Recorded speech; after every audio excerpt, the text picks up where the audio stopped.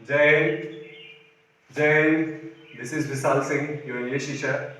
आज हम लोग स्टार्ट करेंगे टेंस। और टेंस जैसे कि मैंने कल आप लोगों को समझाया था कि टेंस होता क्या है, जैसे उसकी पूरी डेफिनेशन समझाई थी।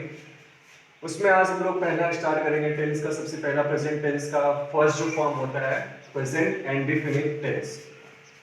आइए स्टार्ट करते हैं।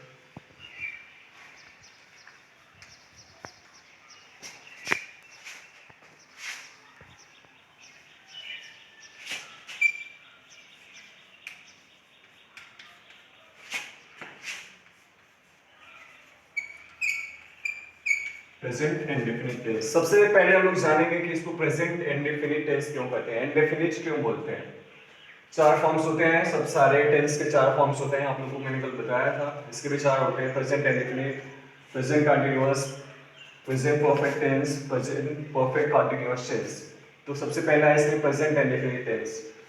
तो इंडेफिनिट मैंने बताया था कल आप लोग को कि क्यों इसको इंडेफिनिट बोलते हैं। एकदम अच्छे तरीके से हमें जानना है कि कोई चीज को क्या होता है, क्या रीजन होता है इसके पीछे ये बोलने का। तो इंडेफिनिट इसलिए बोलते हैं, जैसे देखिए मान लीजिए कि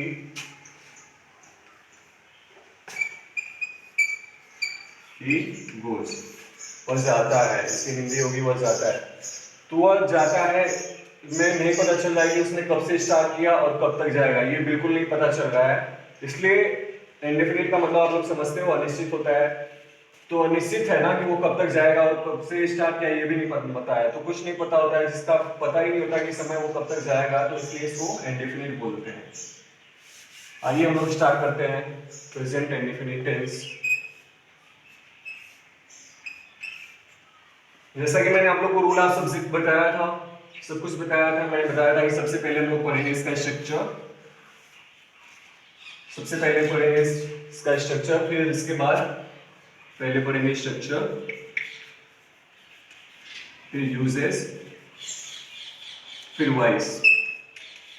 वॉइस को देखा जाएगा, अगर जरूरी नहीं होगा क्योंकि बहुत लंबा हो जाएगा। तो वॉइस एक दूसरा चैप्टर है, एक्टिव वॉइस, पैसिव वॉइस, तो इसको हो सके तो दूसरे में पढ़ लिया जाएगा, जैसा कि देखा जाएगा समय के। क्योंकि अब ऑनलाइन क्लासेस चल रही है तो बहुत लंबा खिंच जाएगा ना, तो वॉइस पढ़ाना साथ साथ बहुत लंबा हो जाएगा। इसलिए मैंने सोचा कि वॉइस को अलग से पढ़ लेते हैं। ऐसे सामने से पढ़ाना होता तो कोई दिक्कत नहीं होती, ऑनलाइन क्लासेस चल रही है तो वॉइस का चैप्टर मतलब एक इंडेफिनिट का चैप्टर। बस ये जो इंडेफिनिट टॉपिक ही है ये कम से कम 6 दिन चल जाएगी वॉइस के साथ, अगर हम लोग पढ़ाएंगे तो बहुत लंबा हो जाता है। तो सबसे पहले पढ़ेंगे structure, uses and voice. Structure means बताया था आप लोग को पहचान, यूजेस मतलब स्टेज का कहां कहां यूज होता है, वॉइस मतलब आप लोग समझते ही हो एक्टिव। आइए सबसे पहले हम लोग जानते हैं पहले टॉपिक इसमें।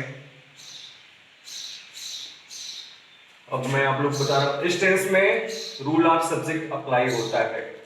रूल ऑफ सब्जेक्ट आप लोग को बताया था, देखिए फर्स्ट इसमें होगा इस टेंस में, इस टेंस में रूल ऑफ सब्जेक्ट अप्लाई होता है।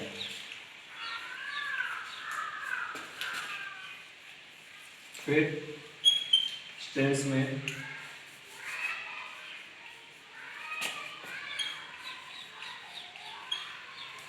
मेन वर्ब के रूप में, मेन वर्ब शॉर्टकट में लिख दे रहा हूं, वापस समझिएगा, मेन वर्ब के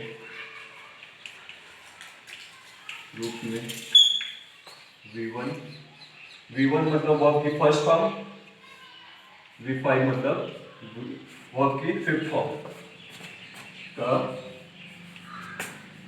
यूज होता है।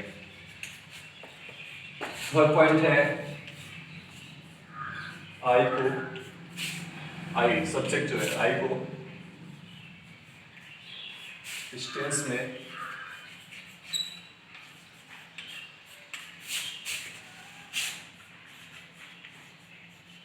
प्लूरल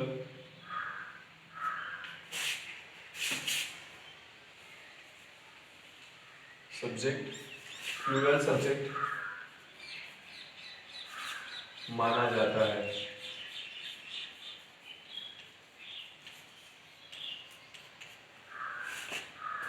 एक बार फिर से देख लीजिए, इस टेंस में रूल ऑफ सब्जेक्ट अप्लाई होता है। रूल ऑफ सब्जेक्ट मैंने आप लोग को बताया था बेसिक कॉन्सेप्ट में।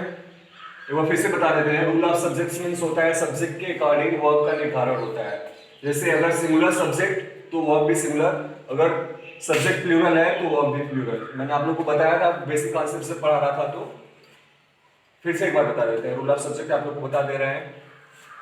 जैसे इसमें फर्स्ट टॉपिक है, इसमें फर्स्ट वो है टेंस में रूल ऑफ सब्जेक्ट अप्लाई होता है। रूल ऑफ सब्जेक्ट एक बार फिर से बता दे रहे हैं। Rule of subject means singular subject तो सिंगुलर वर्ब, और अगर वर्ब प्लूरल है, वर्ब सब्जेक्ट प्लूरल है तो वर्ब भी प्लूरल यूज होगी।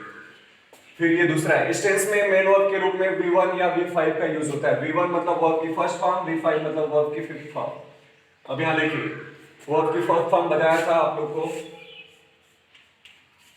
जन्म से ही, जैसे एक उदाहरण है वर्ब की फर्स्ट फॉर्म, ये जन्म से ही प्लूरल होता है। वर्ब की जो फर्स्ट फॉर्म होती है प्लूरल होती है। इसको सिंगुलर बनाने के लिए इसमें s और es जोड़ते हैं। फिर आई को इस टेंस में प्लूरल मानते हैं। सारे प्रोनाउन का मैंने बताया था कि हे क्या है, हे सिंगुलर है, सी भी सिंगुलर है, सबका मैंने बताया था। आई को, आई जरूरी नहीं है कि सिंगुलर है कि प्लूरल है, इसका कोई फिक्स नहीं होता। ये किसी टेंस में singular as a singular use होता है और किसी टेंस में एज अ प्लूरल यूज होता है। तो सारा ये टॉपिक है। आप लोग को इस टेंस में रूल ऑफ सब्जेक्ट अप्लाई होता है। रूल ऑफ सब्जेक्ट में सब्जेक्ट सिंगुलर तो वर्ब भी सिंगुलर, और सब्जेक्ट प्लूरल तो वर्ब भी प्लूरल।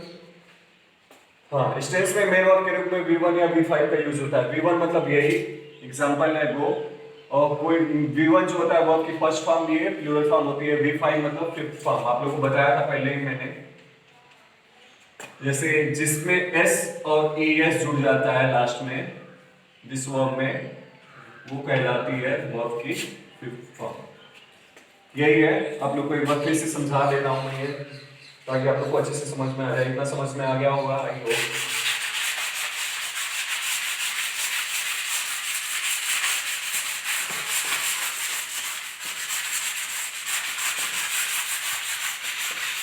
इस टेंस में रूल ऑफ सब्जेक्ट अप्लाई होता है। मैंने पहला लिखा था, तो रूल ऑफ सब्जेक्ट मतलब होता है अगर सिंगुलर सब्जेक्ट तो वर्ब भी सिंगुलर, और प्लूरल सब्जेक्ट तो वर्ब भी प्लूरल। जैसे मान लीजिए कि ही है, तो ही एक सिंगुलर सब्जेक्ट है, मतलब एक ही है ना, ही एक ही है, तो ही के साथ क्या यूज होगा,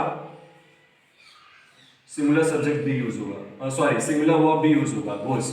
अगर मैं यहाँ ही गो लिखता तो ये रंग होता है। ये प्लूरल वर्ब है, वर्ब की फर्स्ट फॉर्म है गो, तो ये रंग होता। तो सिंगुलर, इसको सिंगुलर बनाने के लिए इसमें अभी मैंने आप लोगों को बताया एस या es जोड़ देते हैं, तो इसमें es जुड़ जाएगा तो हो जाएगा गोज। ये करेक्ट है। एग्जाम्स में आपके ऐसे ही आते हैं। आफ्टर 12th आप लोग जब भी जाओगे एसएससी या बैंक रेलवे की प्रिपरेशन करने, तो ऐसे ही आते हैं। ही गो लिख देगा, आप लोगों को करेक्शन चेक करना होगा, तो ऐसे ही एग्जाम्स में आते हैं आप लोग के। तो जैसे कि मैंने बता दिया, मान लीजिए कि है दे, दे के साथ प्लूरल वर्ब होगी। दे एक प्लूरल सब्जेक्ट है, आप लोगों को भी पता है। दे माने वे लोग, तो बहुत सारे लोग हैं, एक से ज्यादा लोग हैं, तो प्लूरल हो गया। तो दे के साथ यूज हुआ प्लूरल वर्ब गो। अगर मैं दे वॉज लिखता तो ये रहा।